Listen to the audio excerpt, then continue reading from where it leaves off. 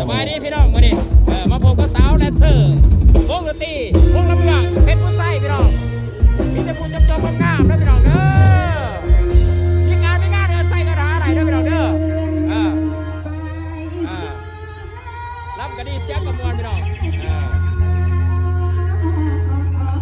ยัดไปพี่น้องสู้ยันฝ่าพี่เสด็จกับบน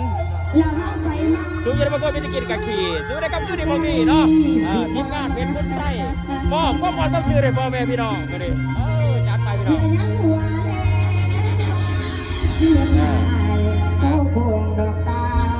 มอนกับฟ้าพี่น้องเลยเพราะว่าพ่อแม่พี่น้องเขาจากมาเดี๋ยวนี้เด็ด